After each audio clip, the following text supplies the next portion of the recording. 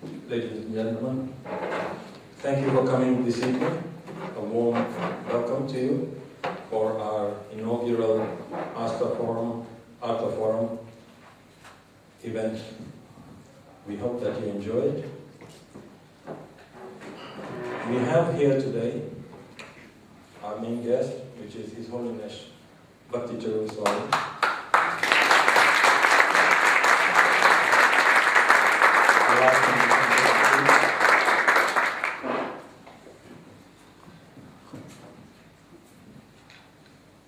And we have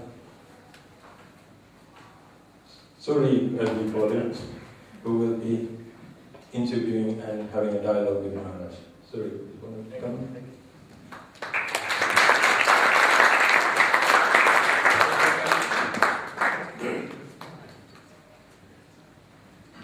The topic is synergy between spirituality and world of finance and commerce. A man trying to understand the nature of God asks, God, how long is 1,000,000 years to you? God answers, 1,000,000 years is like a minute. The man asks, God, how much is $1,000,000 to you? And he says, God says, $1,000,000 is like a penny. Man thinks for a moment and then says, God, can you give me a penny? And God smiles and says, in a minute. Not long ago, the challenge was to reconcile science and religion. In fact, many people died because they got argued that the earth was round. We knew it was round. The Vedic scriptures told us of millions of universes, what to speak of planets. Now it is accepted fact that we are indeed surrounded by billions of planets and stars and millions of galaxies. We are seeing huge growth in revival of Ayurveda because through studying, observing, experiencing, it is now recognized that it offers relief where modern medicines fail. This is not a new concept, spiritual economics. In fact, long back as 1944, UN stated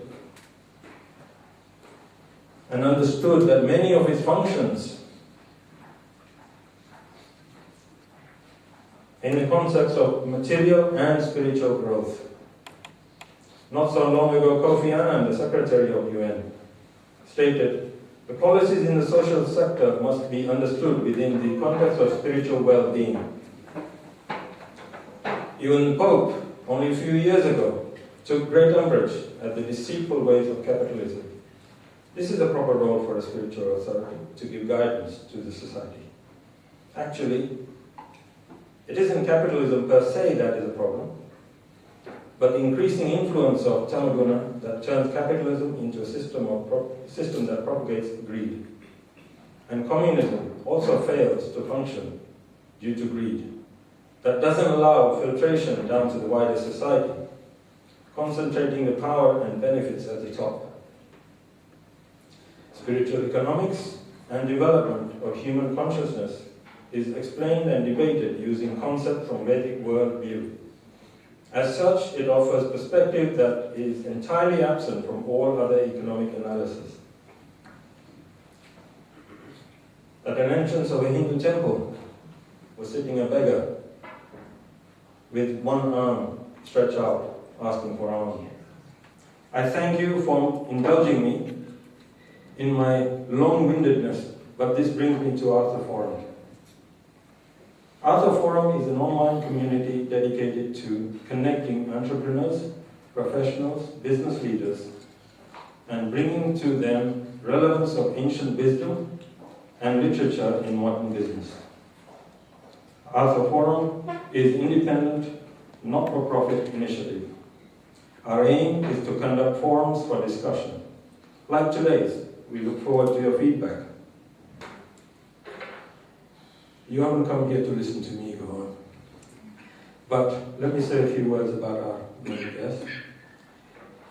His Holiness Bhakti Swami.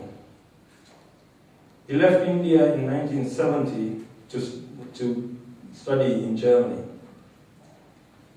In fact, he came across Vedic literature whilst in Germany, and he returned to India to pursue spiritual life and studied Vedic scriptures. In India, he met Srila Prabhupada, the founder of ISKCON, and he's a disciple of Srila Prabhupada. His Holiness is Deputy Head of Global Governing Body of ISKCON. I would like to thank His Holiness Bhakti Maharaj for making time for us. His travel schedule can make most business travelers seem pedestrian. Trust me, I am not exaggerating. His relentless schedule takes him across all continents. His only goal being to speak about spirituality and love for God. This evening, Maharaj will be conversing with Surinder, and he will be representing you to try to delve into the topic, and we will seek to understand the topic better. Surinder has been in the banking industry, I think almost 15 years. He is with HSBC, currently a global engagement head for private banking in HSBC. Sits on European Executive Management Team. Using his love of Sanskrit rituals and Vedic literature, he has a group of over 2,000 bankers who come together regularly to study Vedic economics. Now, to focus on the topic today, minds are like parachutes. They function best when open. So let us take a few deep breaths, open our minds, listen and discuss. Surinder, please take us on a journey with Maharaj. Thank you very much, Sanjay. Before I begin, I really wanted to just very quickly, on behalf of all of us here, thank the owner of this beautiful, heavenly abode, all of us situated in here. You all know Mr. Anu Agarwal in many ways, and I'd just like to point out that I had the fortune of spending the evening with him only last month, where he was awarded the Entrepreneur of the Year award. So just like to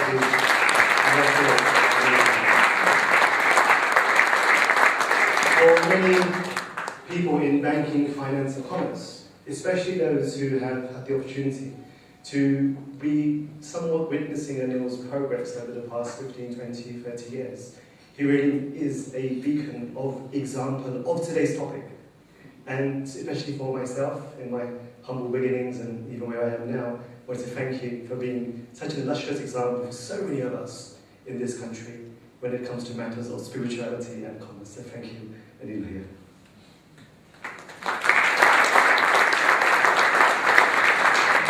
So I just wanted to, they say that we should start off with an icebreaker, yes? Yes? Especially in countries like this where it's very cold. So I'm going to ask you all now to just get your fingers up. This is a very sacred technique. I do this every time with my clients. And it helps them to sign the checks at the end of it. So I want you to get your hands out. Fingers, everybody please, open. Don't be shy, we're all going to do the same thing together. And literally just shake. Just shake. Shake off all of those handshakes, all those deals you did today, all those redundancies you gave to people, all those bye-byes. Fantastic. And now, if you can just hold your fingers like this.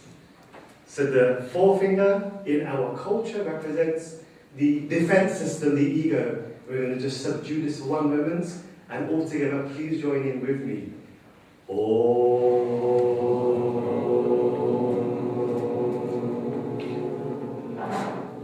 Thank you. Spirituality and commerce and the world of finance is a topic which I believe most people have their own opinions. And it's a topic which I also believe people live and learn through. However, I think sometimes in trying to grasp the essence of this topic, some of the very basic concepts are not always so clear. So, Your Holiness, I would like to start off just by asking you, just from the outset, some of your views on the definitions of some of the terms that we are discussing here today. So, Your Holiness, the first question I would like to ask you is, if you could, and it's a very difficult question to ask, how would you summarize spirituality? Well,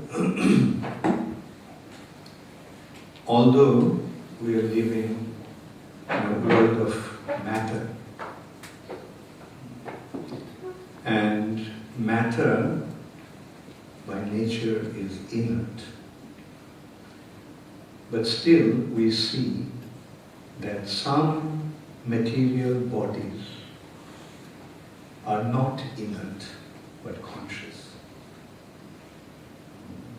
For example, the sofa is inert matter. This microphone, this table, this room, the wall, the floor, the carpet, all inert matter. Matter by nature is inert. But you and I, we all, although our bodies are made of matter, but we are conscious. We are alive. We are not dead matter. Although the body is made of dead matter, but we are conscious. Now, what causes that consciousness in this body made of matter? Presence of the soul. Soul makes matter function in a way which is diametrically opposite to the characteristics of matter. So, the soul is non-material, or you can say anti-material. Therefore, it is spiritual. The soul is coming from another reality. Beyond this material nature, there is another reality, the spiritual reality. And the spirit souls are coming from the spiritual reality. So, the process of understanding and delving into that spiritual domain is spirituality. Thank you, Maharaj. So my next question will then be, so the premise is that essentially we are not these material beings, and we are something which is operating and living within the body. And we all know that to be Atma. It's a very basic concept. Everybody understands the concept of being a soul. So my next question is that since we are within this body, I understand from my own readings, our lead organizer explained, I have a love of interest of Sanskrit only because I've hardly been to India, and it's one of the things that I hold on to understand my culture and my heritage. I understand from the Sanskrit literatures that there are 4 main stages or goals of life, and it's described through the word Purusharth. And amongst the 4 Purusharthas, there is the concept of, we spoke about earlier, Artha, which means wealth. So I wanted to ask you, what is the connection now between the soul being encaged in a body and then this concept within the Hindu or the Vedic text of Purushartha? What is the purpose of that? What is the relationship? Okay. You see, by nature, the soul is anandamaya, or joyful. The soul has 3 spiritual characteristics. The spiritual domain has 3 spiritual characteristics. They are known as Sat, Chit, Ananda. Sat means eternal. In spiritual domain, everything is eternal. Right? Chit, everything is fully conscious. And everything is full of joy. Whereas this material nature is diametrically opposed to that. The material nature is Asat, Achetan, and Nirananda. See, the spiritual domain is eternal. There, everything is eternal. Like everything there didn't have any beginning and will not have any end. Whereas in the material nature, everything is temporary. So asat. Material nature is inert. unconscious. And material nature is niranand, devoid of joy. Not only devoid of joy, the material nature is full of suffering. Right? Okay, see, the spirit souls by nature are joyful, anandamoy. But in the material nature, he is placed in a situation which is miserable, causing him distress, irrespective of one's position, no matter whoever he is, how wealthy one is, how famous one is, how powerful one is, everyone is miserable. Now, the scriptures, the Vedic scriptures are giving direction, how to lead your life. Now, the material nature is a place of suffering, but we want to enjoy. So the Vedas are giving us a direction. Okay, you want to enjoy in this world of suffering, so how should you enjoy? So the first aspect of that is dharma. Dharma means the laws given by the Lord. Dharmam tu shakshat bhagavat pranitam. The Lord has given the laws, and they are called dharma, and when one follows those laws, then he acquires artha or piety. Now, piety, in simple words you can say, is subtle wealth. What is wealth? Wealth is actually the medium of exchange. Money is a medium of exchange. If you have money, you can fulfill your desire. You have your desire, you want something, and that is the medium of exchange. Now, in the subtle platform, the piety is the real medium of exchange. Like sometimes we see that somebody, without any effort, becomes very wealthy. Practically without any effort. And somebody struggles through his whole life and he can't make his both ends meet. Anybody else? So here we have to understand that he has piety. And because of his piety, he has the artha. And when one has artha, then calm. He can fulfill his desires. And in spite of fulfilling all his desires in this material nature, eventually one comes to realize that he is suffering. So then he wonders, why am I suffering? And then he recognizes that this material nature is a place of suffering, and this body is a wonderful instrument to receive pain. For example, take any part of this body, say your little finger. Consider in how many ways you can inflict pain to this little finger. Now you consider in how many ways you can give pleasure to this little finger. Compared to the degree of pain that you can inflict here, the pleasure is practically non-existent. Now that actually applies to every single part of the body. Now what's the conclusion? The body is an instrument to receive pain. So now consider, you are in a world of suffering in a body which is meant for receiving pain. Right? So when one realizes that that's the situation, this is a place of suffering. So he says, let me get out of here. Freedom. Freedom. Freedom from this miserable existence. And that is moksha, liberation from this material bondage. So these are called chaturvargas, the four aspects of our life. Dharma, artha, kam, moksha. Then comes the pancham purushartha. The consideration is, okay, fine, you're getting out of this material nature is the goal of life. Consider a prisoner. When he is in the prison, he thinks, how can I get out of the prison? The goal of his life at that time is to get out of the prison. But when he comes out of the prison, his problems don't solve. his problems don't get solved. Now he has to maintain himself, he has to sort of find a way to maintain himself. So, therefore, the liberation or moksha is not the ultimate consideration.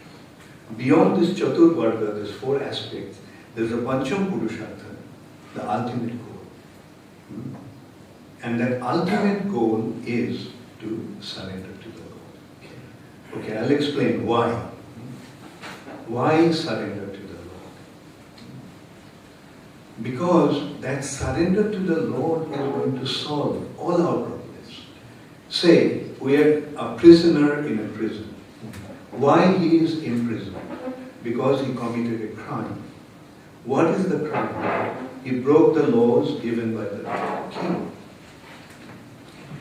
Now, when he recognizes that he broke the law and that's why he is suffering, then he decides, after realizing that I'm not going to do that.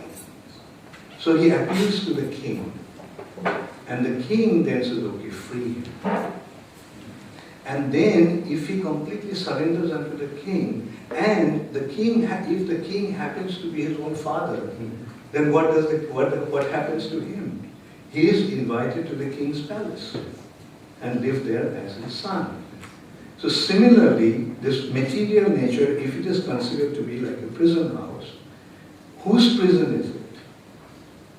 This is the prison of the King of the Kings, the Supreme Personality of Godhead.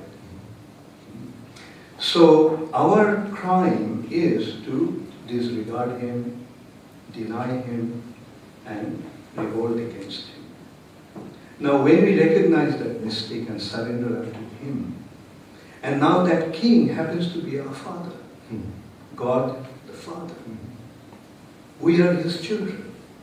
So when we submit ourselves to him, he says, okay, come back home. And what is the home?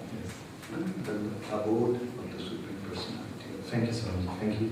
So what we have done now is we've moved on from the stages of the body, which encages the soul. And there was a particular point that I would like to go back on.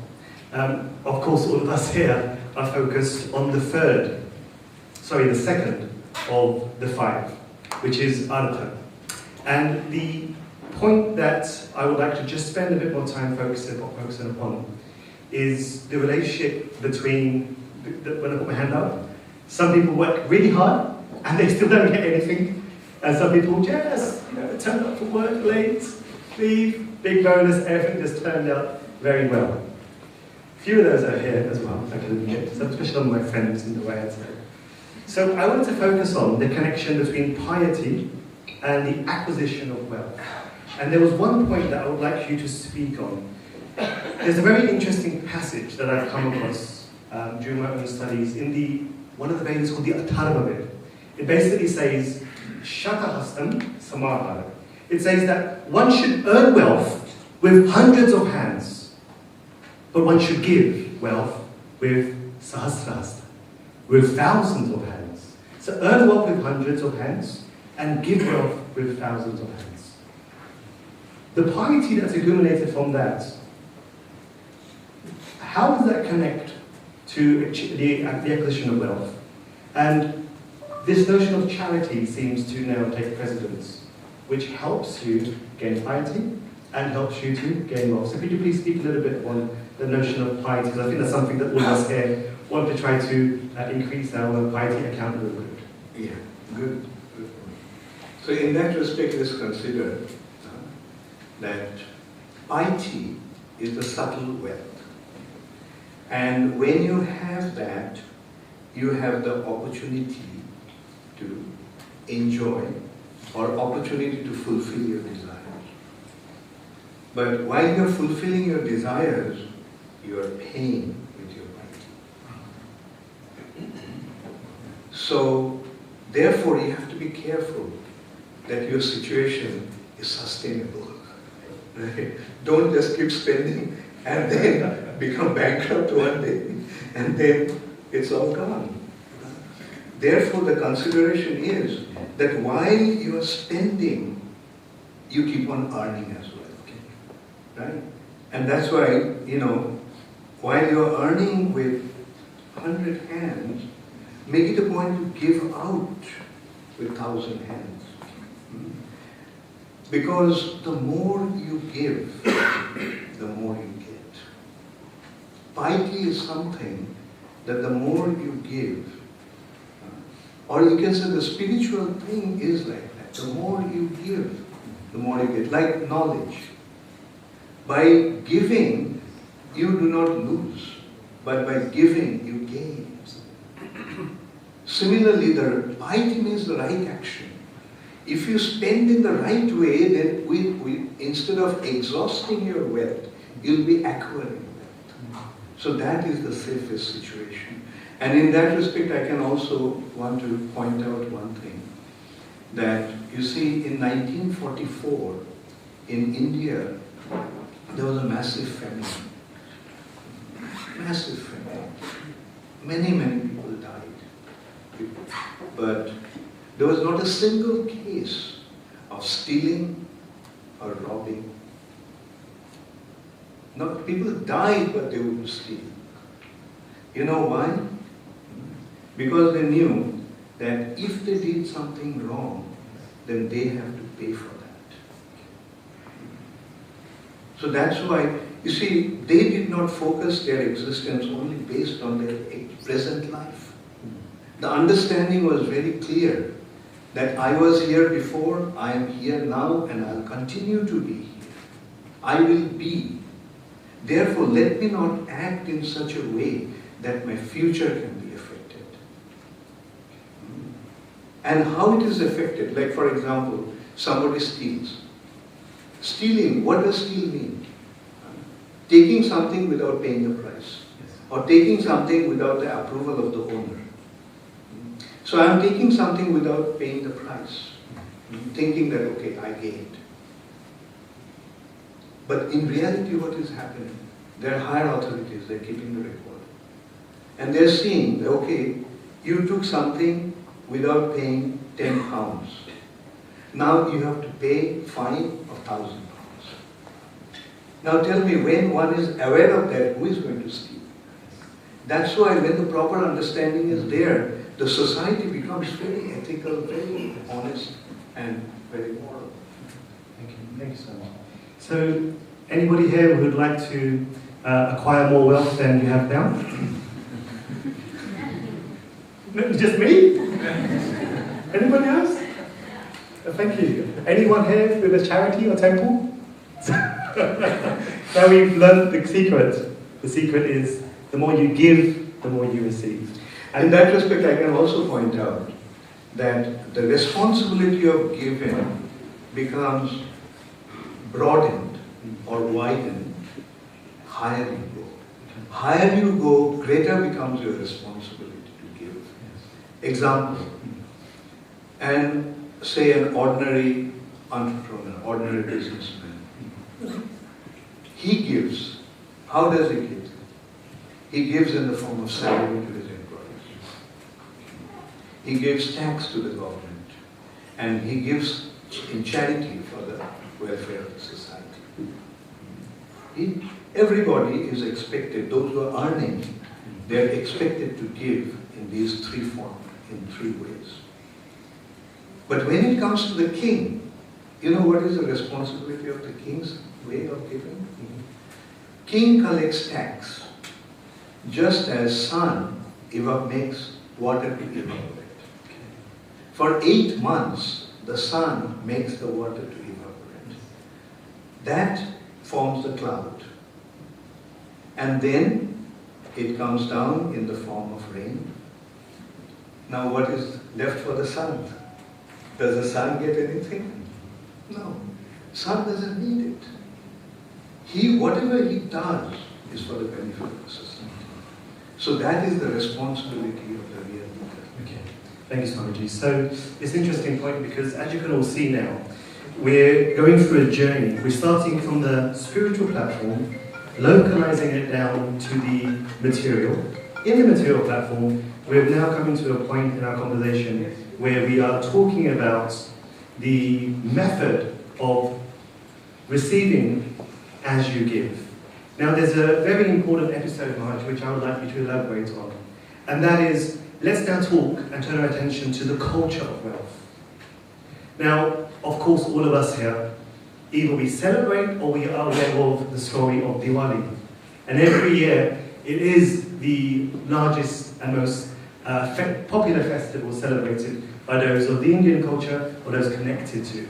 And what's very interesting is, if I was to summarize in my own very limited ways, you have Sita, the goddess of fortune. While she's with Ram, there's prosperity.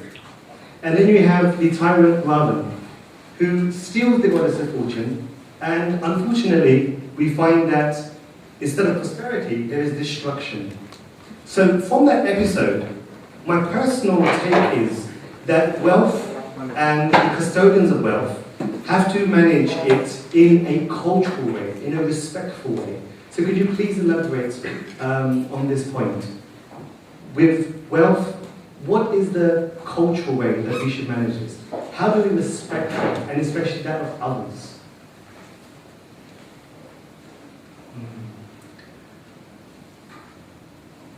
So here we have to understand that whatever we do creates its reaction. And wrong action leads to suffering, and right action leads to enjoyment.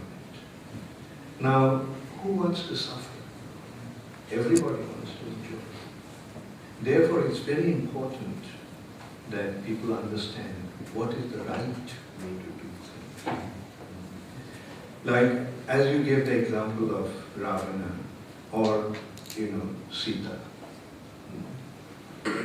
Now, Ravana is attracted by Sita Devi, who is the Lord's eternal consort. She is actually meant for Lord's enjoyment.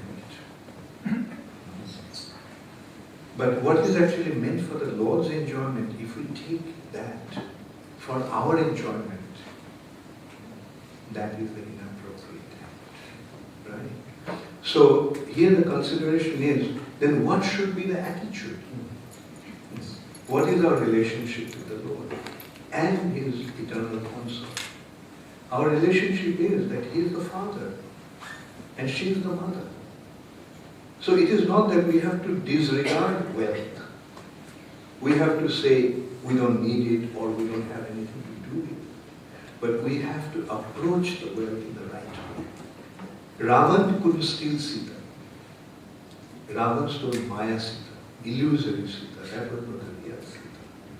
Similarly, the wealth, when it is taken away from the Lord, is illusory wealth. The illusory wealth, as you mentioned, doesn't bring in prosperity and joy.